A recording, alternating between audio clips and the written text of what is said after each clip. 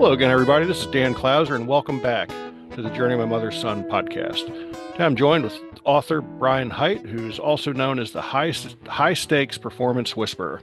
Brian, thanks for joining me today. Oh, thanks for having me. I appreciate it. Absolutely. Looking forward to the conversation. But before we get started, just introduce yourself in your own words. Who is Brian today? Today, very different from yesterday and 10 years ago. I change all the time. I don't know. That's a hard question for me to answer. When people ask it, usually they mean, what do you do for a living? And I do a lot of things. You said I was an author. That's true. I'm also a stuntman. I'm also a sport performance psychology consultant. I'm also a faculty member at Grand Canyon University. I'm also a keynote speaker and I do workshops. And so it really, I don't know. It's a hard thing to answer. Who is Brian Hite? I don't know. I would say Brian Hite is a guy who just tries to wake up and do his best every day. And that's really it. And live life with a sense of curiosity, leaning into opportunity when it presents itself. That's who I think Brian Hite is, or at least who I would like for Brian Hite to be each day. Yeah, I love it. Yeah, and I know when you add that, who is Brian today? Like like you said, that's a totally different scenario because we're constantly evolving. Like if I'd asked you that question 20 years ago, it's a completely different answer than what it is today. So I always kind of throw that twist in there, and it adds a little element, as to yeah, who am I today? Compared to who I was. So Yeah. Well, it's a great point because sometimes people will ask, okay, so where are you going to be in 5 years from now? What's your 5 year goal? What's your 5 year plan? Like, I don't know what my next week, I mean, I have goals, I have objectives, I have things that I'm trying to achieve, I have directions that I'm headed, but that might change. It could change this afternoon. I mean, I really do. I mean, when I say I try to lean into opportunity when it presents itself, and I can't control when those opportunities present themselves. I can live in a way that is open to the possibility of these opportunities. And I certainly don't wait for things to come to me. I reach out to people. I take steps to hopefully, set conditions for more opportunities to arise. But when they do, you just have to take them when they come. And sometimes, you think you're going right and you have all intentions of going right, but it turns out where you need to go is left. yeah. And you just have to be okay with doing that. Yeah, and sometimes those are you're going left because of circumstances that are in your control, and sometimes it's some that aren't in your control. Like you said about, what's your 5 year plan? I saw a thing on the internet, years ago, in 2020 that said, if anyone would have been asked, what they'd be doing 5 years from now in 2015, we all would have been wrong. So it's like, Yeah. Well, yeah, nobody had that in even mind. pandemic aside, yeah. Even that aside, I mean, I tell this all the time. I've thought back on this because I've been asked the question so many times. Where do you see yourself 5 years from now? And I've thought back on it. I'm 51 right now. I've had a lot of 5 years. And I don't know that at any 5 year point, if I thought back 5 years previously, if I would have predicted that I'd be where I was. I just don't. I just don't. I Yeah. don't think when I was 15, I could have seen where I was at when I was 20. I was working at a stunt show at 20. I didn't even know what stunts were when I was 15. When I was 25, I was living in LA. Never would have occurred to me that I would have come out of high school, go to LA, and like the progression of things. I mean, 40, I was what, 46 5 years ago. Now I have my own business. I'm doing this speaking. I've written a book. None of that was even on the radar. It was not even a goal that I had. I was working a full-time job with the U.S. Army. That's what I was doing, and I was completely single. Now I'm engaged and living with a woman, and her two boys are mixed up with my daughter, and we're all just raising a family together.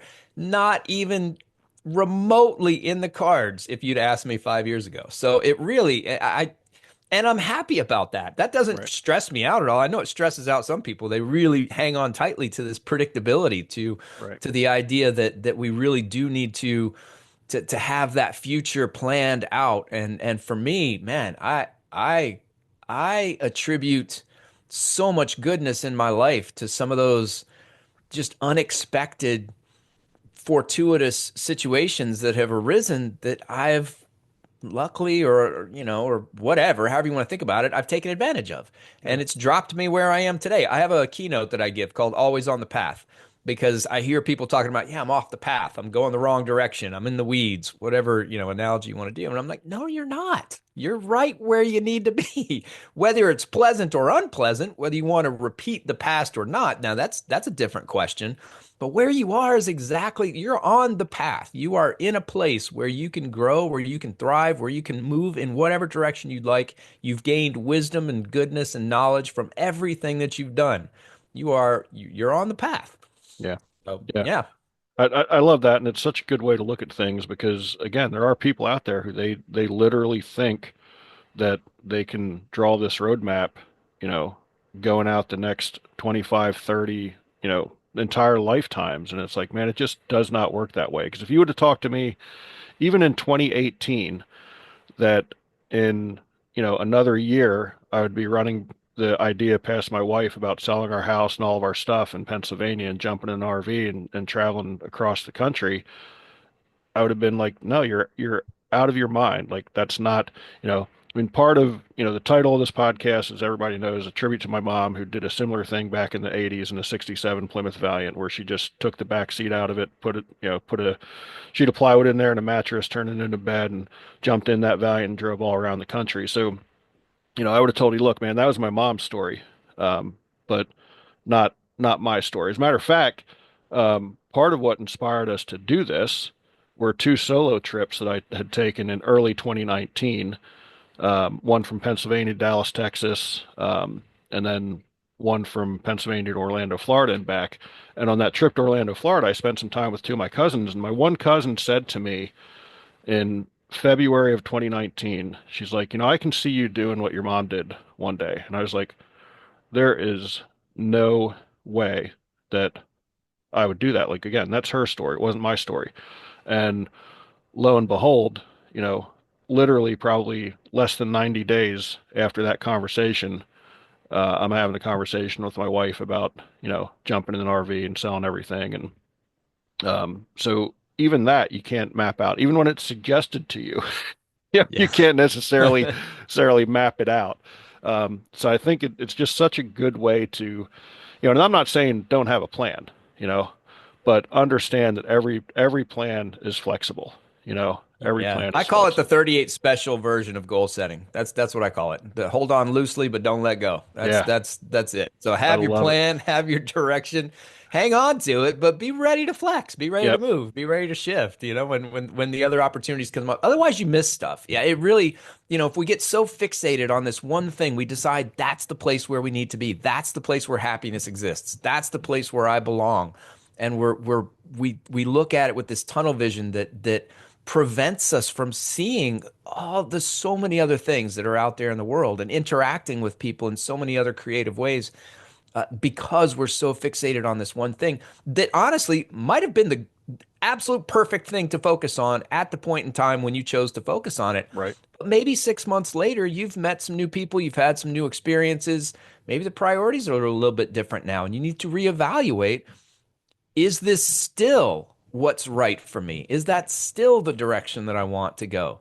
Maybe the answer is yes, and maybe even more strongly so, but maybe not. And that's all I'm saying is just staying open to that opportunity and just letting life do what it does and being okay with it doing what it does. Just Yeah. the unpredictability, the uncertainty of life, that's something that can be very uncomfortable, but it's the nature of the beast. And, Yeah. and that's how it goes. Yeah. And just, you can tell you've taken that approach just by, you know, thinking of all the things that you mentioned that are, on your quote unquote resume, from stuntman to, working in higher education to the military, to your own business, so just tell me about how when each of those opportunities came up, you know, um, how far out were they on your radar when they happened? So I guess probably stuntman was your first kind of Yeah. forte. So how did that come about? It was, and I was in college. I'd gone through 2 years of college, struggling, floundering. I mean, I was making decent grades, I guess, but I just didn't care, and I didn't know why I was there. I didn't know where I was going. I had no direction, and for me, when I came up, I don't know. At least a lot of people I've talked to have been in a similar place. Nobody ever explicitly told me, "Here's what you do."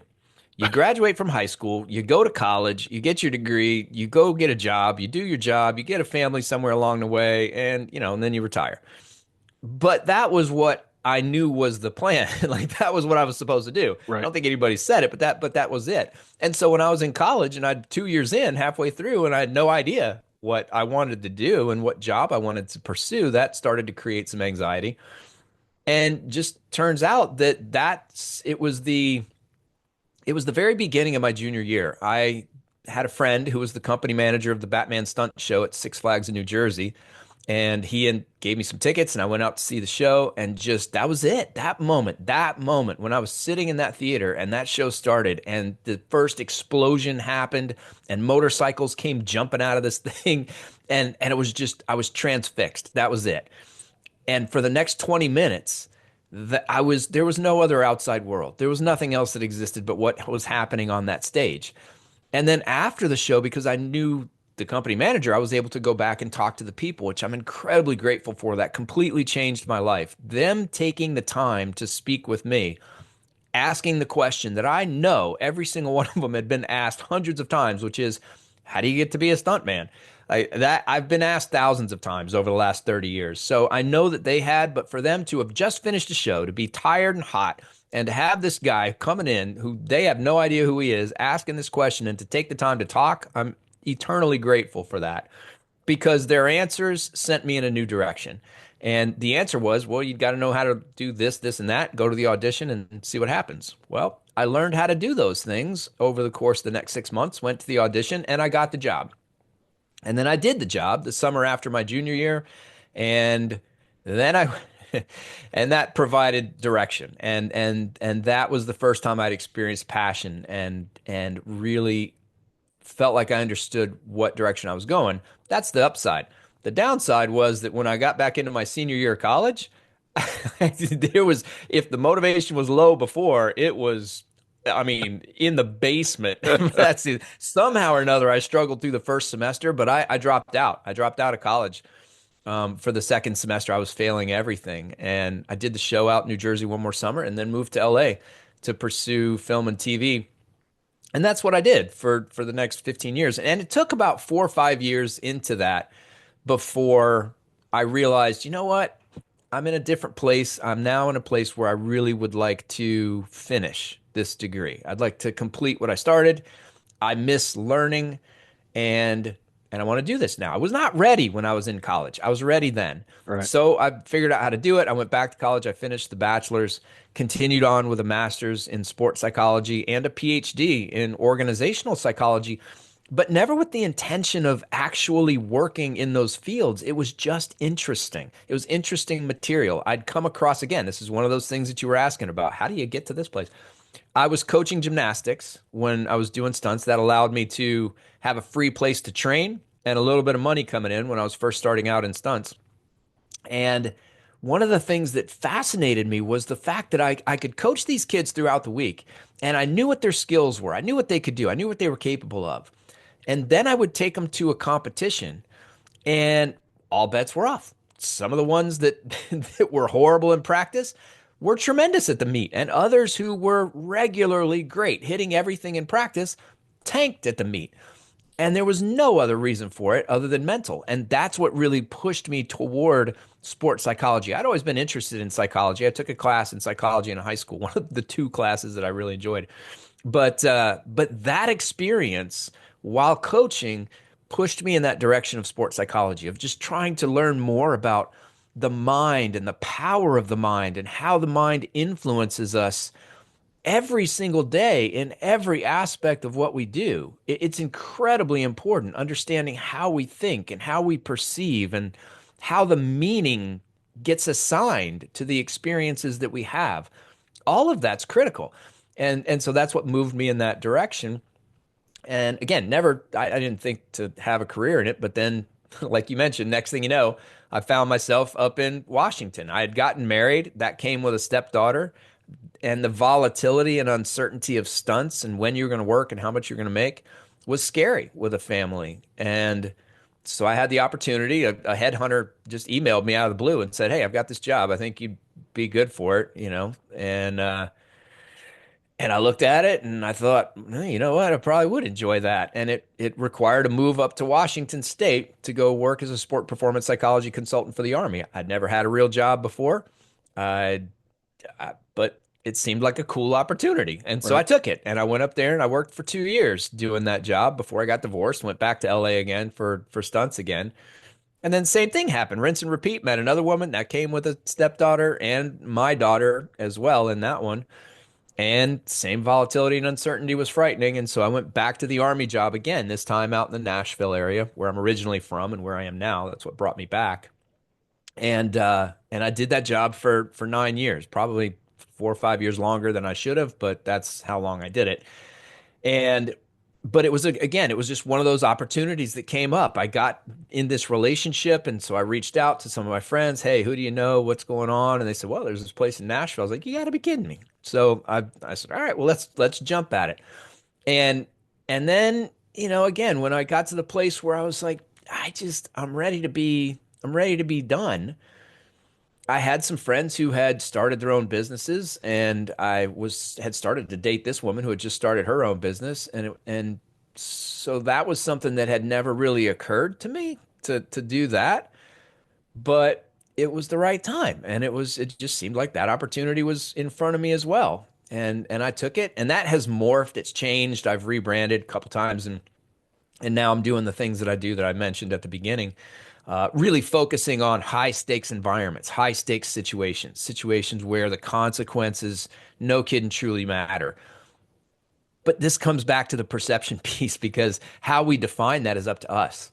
So Yeah. I work with educators, I work with first responders, I work with corporate people, I work with athletes, performers, because we all define what's important and what isn't for ourselves. What would qualify as a high consequence, a high stakes situation for me may not be for you, and vice versa. So when I say I work with people in high stakes environments, I just mean when you're in a situation where you really want to do well, where doing well is incredibly important, where not doing well has consequences you really want to avoid. Those are the types of situations that I target and that I focus on and I help people through. And again, this is a place where my experience as a stuntman, my experience working with the Army, even my experience working with students, doctoral students who are spending lots of money, they're going through one of the hardest things they've ever gone through, which is the writing of a dissertation. And they're trying to, if I fail this, I've wasted all this money. If I get it, then I've got this promotion at work and there's these high stakes even in the academic world.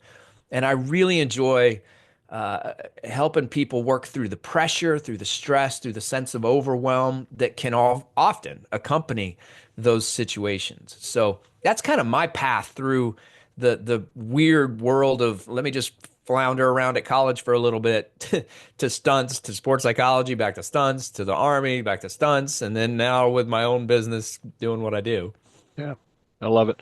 And, when you talk about the sports psychology part of it, again, I think that's something that carries over into everyday life because a lot of times the pressure that an athlete feels going into a big game or moment is mostly put on them by themselves. And I'll go back to my old coaching days. I mean, I'd coached baseball and softball for 30 years before we started traveling. And back in probably around 2015, I was coaching a team of 15 and 16-year-olds, and this team was so talented. I mean, we were so good. But every time we got into a quote unquote big game, they just froze up. Um, and me and my assistant coach were just so frustrated. We're like, man, what is wrong with these guys? I mean, we go through pool play and they're just like a hot knife through butter. And then we get into a semifinal game or, big game, and all of a sudden they just tighten up and we get blown out by, 8 runs or something like that. And then we'd play, a couple games midweek before the next tournament against, 18-year-old teams and teams that were clearly better than us. And again, we dust them. And and it was just like the same thing over and over. And then finally, you know, we again on Saturday we're in a big game situation. If we win, we get into the playoff round. If we lose, we go to a consolation game. And we get smoked by like 12, 13 runs by a team that had no business even being on the same field as us. And we end up playing a really good team in the consolation game. It kind of, stumbled the same way that we had, and we smoked them. And, you know, Brooke and I, my assistant coach, that we had another game that following Wednesday against an 18-year-old team, and we sit down, we're like, guys, the pressure you're putting on yourselves at the end of the day, none of this means anything, you know. So it's like you guys in these quote unquote meaningless games are just playing relaxed, fresh, having fun, and just doing your job, not thinking about it. I'm like, we got to stop thinking about this. And our team was called the Red Sox, and we were actually wearing old school. A lot of people don't understand baseball, won't understand this. But we were in old school, like 1970s Red Sox stirrups. So they had like blue and red stripes on them, but everybody wore their pants down in these days. Had these stirrups that nobody could see them. So one of our kids was like, well, if we're gonna have fun, let's all start wearing our pants up so people can see these stirrups we're wearing. And that's like even you coaches, and Brooke and I are both kind of big guys. We're like, man, we're gonna look like Babe Ruth with our pants up, but you know what? If that's what you want to do, let's do it. And from that point on, they pulled their socks up, and just for whatever reason, something clicked with that entire team that they were now approaching the game with fun. And I think we went on like a 17-4 run in our last 21 games or something. Won a big tournament down in Myrtle Beach, South Carolina, and it all came down to just that mindset where they were going in, they're approaching every game the same. That it did not matter if it was a pool game, if it was a midweek exhibition game, so to speak, or a championship game. They were approaching it all with that same manner.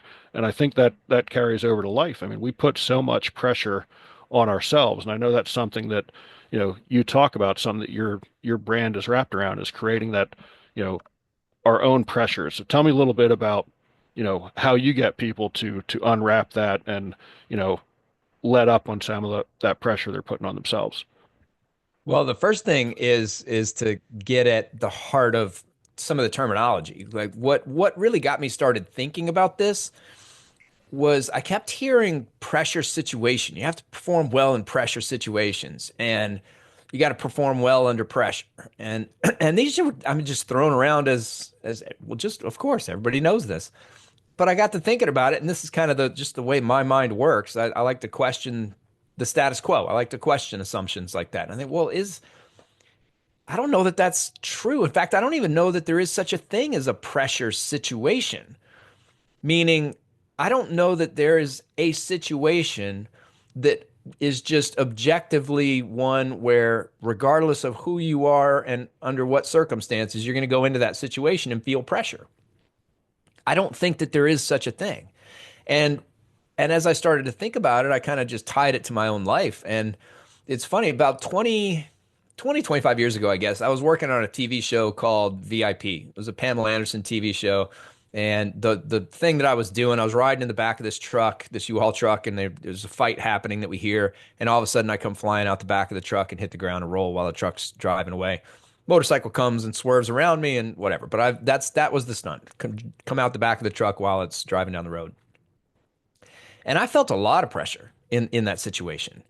And I can get into why in just a second, but then cut to I was maybe 3 or 4 months ago, I guess. I was working on another TV show called The Righteous Gemstones. Same thing. I'm in the back of the truck's driving down, hits a bump, the back of the truck pops out, I come flying out the back of it, hit the ground and roll. Almost identical situations on the set of a big TV show with all the people watching, stars, directors, all the things. Uh, but in one case, the first one, I felt a lot of pressure. And in this last one, I didn't. And to me, I mean, if any situation is going to be objectively a pressure situation, driving down the road in a truck that you're going to have to come out the back of, while filming this thing, like that's got to qualify.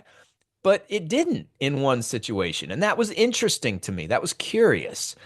So why is so that's where I started was I don't think there are pressure situations. And that actually aligns with the tenets of cognitive psychology. It aligns with Shakespeare, who said nothing is either good or bad, but thinking makes it so.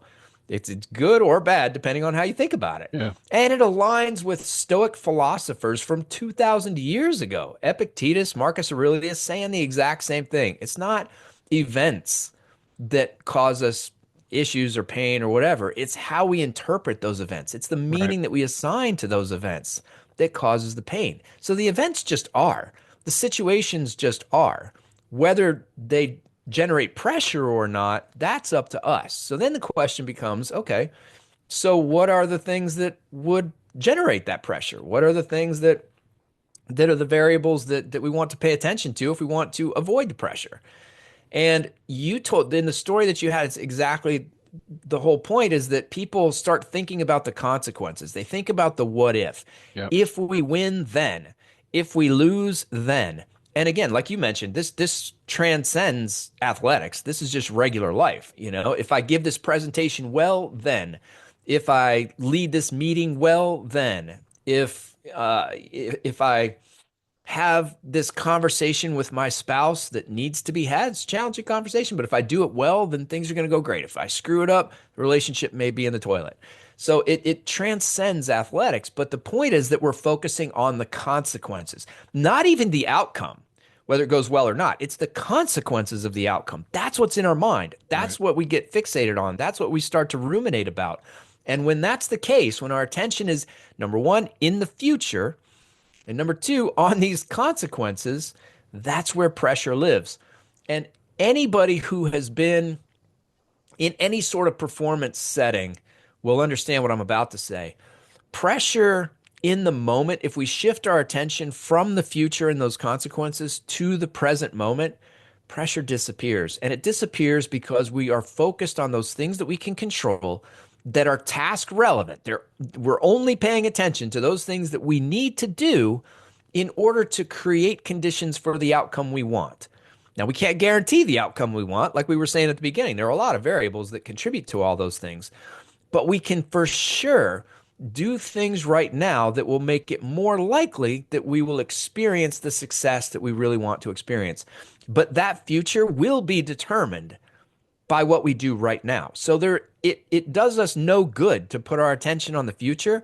That's putting our attention in the wrong place and it's generating unhelpful, unproductive emotions.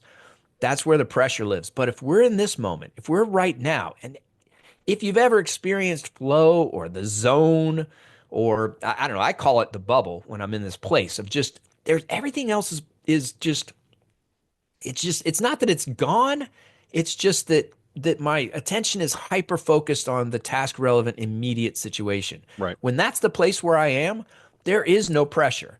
And I haven't talked to a single person, whether it be a fighter pilot or a firefighter or a stunt person or an athlete or a parent. It doesn't even matter what the performance environment is.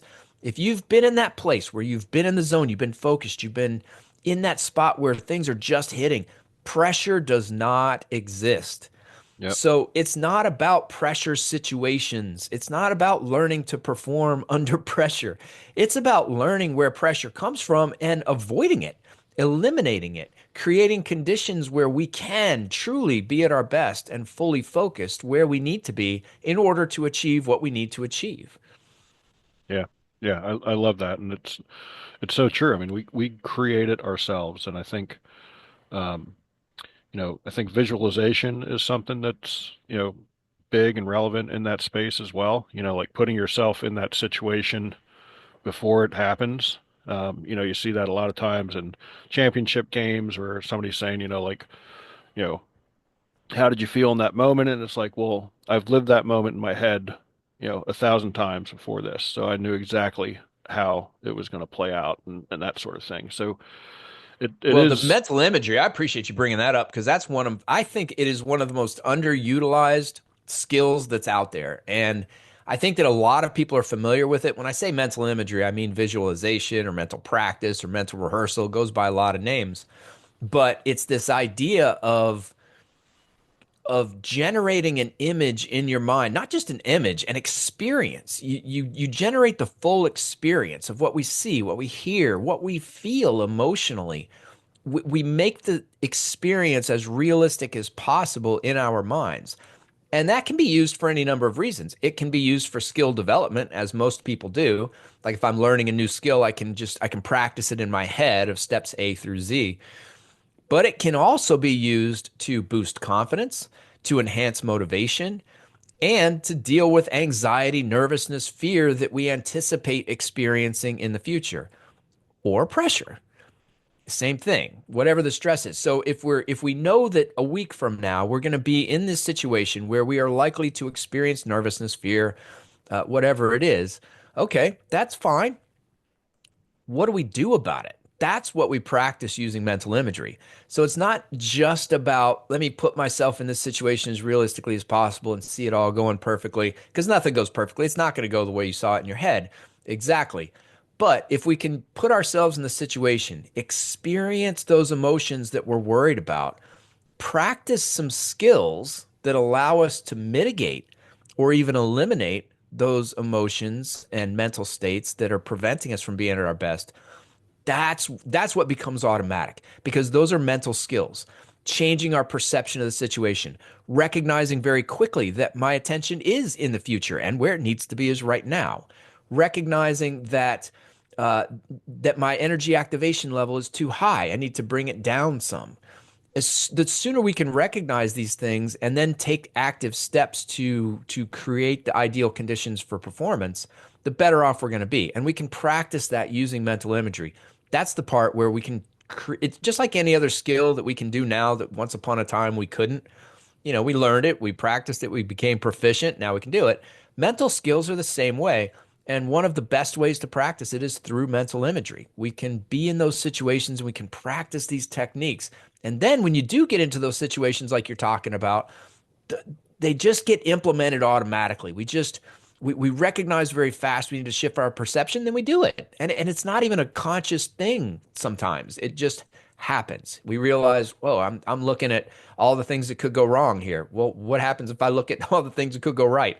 Or I'm worried about if this thing goes wrong, what are the consequences going to be? Whereas what I need to be focused on is what's happening right now in this moment. What is my breathing like? What's my muscle tension like? Yeah. What activity in this place do I need to pay attention to? So I really appreciate you bringing that up. That is a skill that I spend quality time with people on when I'm working with them, particularly athletes, but other people as well, because I just don't, I think that it takes advantage of neuroplasticity, our brain's ability to rewire itself to make the connections it makes most often more efficient. That's what mental imagery is taking advantage of. We're actually training our brains, we're rewiring our brains. And we don't have to be in a physical activity to do it. We can change all of that through that mental imagery. And the other thing along those lines too that I just want to make clear is that the neuroplasticity, the changing, the learning, the rewiring of the brain, it's not just about physical tasks that we learn. It's also perception. Whether we're going into a situation optimistically or pessimistically, that's a thinking style. That's Yeah. that's connections among neurons that we can adapt, we can shift. Whether we choose to fixate on those consequences, that's something that our brains are trained to do, and we can untrain them. We can train them in a different way. That's so untrained. I don't really like saying that, but we could train them to do something different, something more productive. And mental imagery helps with that. So Yeah. I'm a huge proponent of that. I appreciate you bringing that up. Yeah. No, I love that. And I love what you're saying about, what if it all goes right? Because that is something that people think about all the time is like they always want to revert to, well, if I do this, what if, this goes wrong and everything, unravels. Where if we just focus on what if it all goes right, it's a totally different perspective. And I did an interview a couple of years ago now with a woman named Amy Scruggs who actually recorded a song titled "What If It All Goes Right," and the song was literally about that entire scenario. Like just take that leap, and yeah, everything could go backwards, but you just can't think that way. I mean, you can walk out to get your mail and get, sideswiped by a car and you're dead, but you don't think about things like that when you're going to get the mail. So when you are in these, again, quote unquote, high pressure situations, start thinking as though it's an everyday situation and start thinking about what if it goes right. So I love the fact that you Yeah.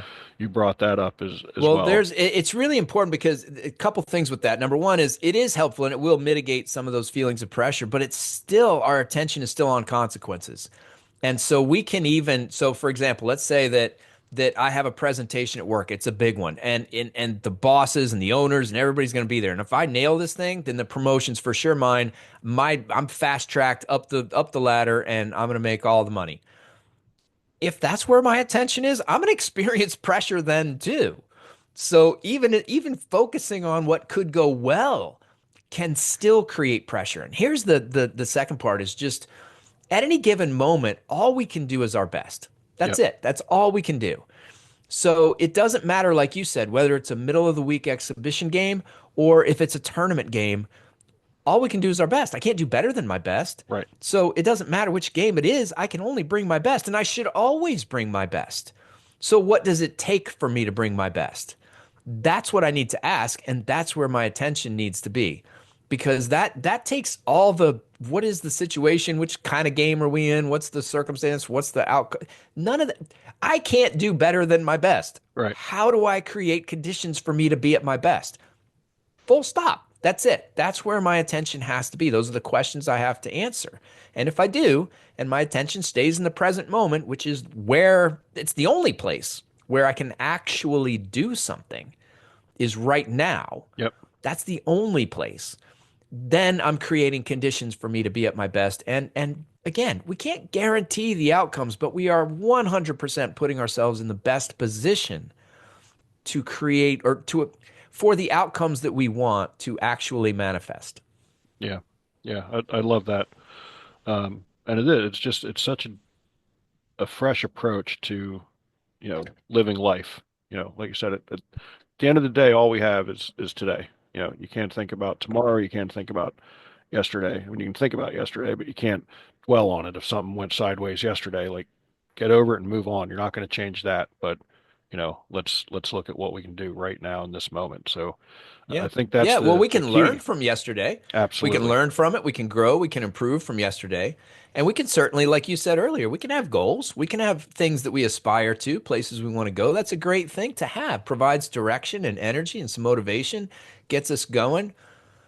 But that's the future. And we have to understand that to reach that point, we what happens now is what's going to determine whether and how quickly we get to that end state that we identify. So we can't spend life living in the future. We can't spend life fixated on those outcomes and the consequences. We have to shift our attention back to right now. What do I need to do? What things can I control? That's where it all is. So yesterday, for sure, we can learn from it. Tomorrow, we can aspire to achieve it, but whether or not we do will be the result of today, right now. Yeah. I love that. I love that. Brian, is there anything that we missed? We talked about a lot of different things, but is there anything that we missed that you think would be important to listeners before we start to wrap things up? Um, Well, I'll tell you, one of the things that comes up sometimes in these, and it didn't here, was the concept of opportunity. I mean, we sort of talked about opportunity at the beginning, and we were talking about how that kind of is. But I just want to clarify, when I think about opportunity, there are three things that I think have to be present for somebody to take advantage of an opportunity. One is they have to be aware that it's even there. So this is the idea of opening ourselves up, not being so fixated on those end states, those goals that we've set for ourselves, and allowing ourselves to be, to be open to the possibility that maybe there are some other things out there. And then once we recognize that there is an opportunity that's there, we have to be willing to flex and to move Right. and to not be cornered by the expectations of those around us, by our culture, by our environment, whatever it might be that we might be feeling pressured to keep moving in the direction of the goal that we set. Because in our culture, quitting, giving up, that's like, I mean, that's blasphemy. You can't do that. You can't do perseverance, tenacity. We have to stick with it. You keep going. You just never quit. And I'm here to say, quit. You need to quit. Sometimes you got to quit because what that does is it frees you up to move in a more productive direction for yourself. So being willing to quit, being willing to be flexible, to being willing to move in a different direction. And then the third, and this is the one where so many people get hung up, is having the courage to take that first step. Yeah. The Yeah. first step is so hard. Now, the second, third, fourth, hundredth, millionth, those steps tend to be easier. But that first one, that first step into the unknown, that first step into uncertainty, that first step in a direction where you don't really know what's coming or what's around the corner, that right there is frightening. It can Yeah. be, or it can be exciting. It really depends. But the bottom line is it does require courage to take that first step. So having the awareness, open awareness so that we recognize opportunities, the flexibility to be willing to shift from one goal to another, and then that courage to take the step into that unknown. Yeah. I really think that those things are critical. Yeah, I did a chapter about that in my in one of my books, talking about our journey and just that first step, that putting the for sale sign in the lawn, you know, that first step that makes it real. And like you said, there's fear that surrounds it, but you just got to take that courage because that is the toughest one. I mean, once you take that, first one, they all get easier after that. But that first one can be, you know, definitely send some anxiety through you at times. So I love the fact that you Yeah. you talked about that. So Brian, if anybody out there wants to look you up, get the book, engage any of your services, how do they find you on the internet? Well, the book is called Begin Again. Utilize the wisdom of Eastern and Western ideologies to achieve your full potential. And the title, it's actually the name of my first business before I switched over to Brian Hite Global was Begin Again. That's been a really powerful concept for me ever since I came across it as I was reading more and more and got into the Buddhist literature. This idea that not just in New Year's like we just experienced, and not just months I mean, truly every moment we're beginning again. The past is done. Right now, we are beginning again. And we have the power to do that. If you don't like the mood you're in right now, begin again. If you don't like the behaviors you just engaged in, begin again. Just begin again. We can always do that. So that's the book. And there are there are 183 short essays. It's an easy read that just kind of touch on a lot of common issues that many, many people face. And then to find more about me and the speaking and workshops and different programs that I offer, that's brianhiteglobal.com, BrianHite global, global.com. And please reach out. If pressure or stress or overwhelm, any of these things are things that you struggle with in whatever environment that you find yourself, please reach out. Just send me an email, brian@brianhiteglobal.com. Schedule a discovery call on the website and just let me know what's going on. I've been through all those things, burnout, motivation problems, all of it. I've been through it. And it sucks. And there are ways out. And I really, if you don't have anybody to hold your hand and help you through that, please reach out. I'd be glad to do that. Yeah, love it. So Brian, that brings us to our final question. As you know, the subtitle of the podcast is Many Little People in Many Little Places, which comes from the opening lyrics of a Michael Franti song, Gloria, which go, when many little people in many little places do many little things and the whole world changes. So it's one of the little things that Brian does on a daily basis to make the world a little bit better place. Hmm. Yeah, I don't know that I can honestly tell you that there is something that I do every single day to make the world a better place. I can tell you what I try to do every day to which what I think and hope will make the world a better place, and that is to just live up to my own values and expectations. I have ways that I want to be. I have ways that I want to show up for my daughter, for my spouse, for my friends, for everybody around me. Sometimes I show up that way, sometimes I don't, but I try to, and that's something that I mean, I think that the better we get at that as people, if anybody else tries to do the same thing, and the better I get at it, I do think that the world becomes a better place. If we can really bring our full selves the way that we want to be more fully, more often, I think that's beneficial for everybody around us. Absolutely. It starts with us. I mean, it starts with us. And then, if we're better and because we're better, someone else strives to be better, it's those ripple effects that go on and on that we can't always see. So that's a great answer. And I think that's an important way to approach life for sure. So for folks out there listening, be sure to check out my other podcasts and blogs at journeymymotherson.com. While you're there, check out our Pay It Forward program where you can pick up a copy of one of my books, and Sandy and I will donate it somewhere along the way. And again, Brian, this is a great conversation. I really appreciate you taking the time, and wish you nothing but the best moving forward. Well, thank you so much for having me. I really enjoyed the conversation too. I appreciate it. Absolutely.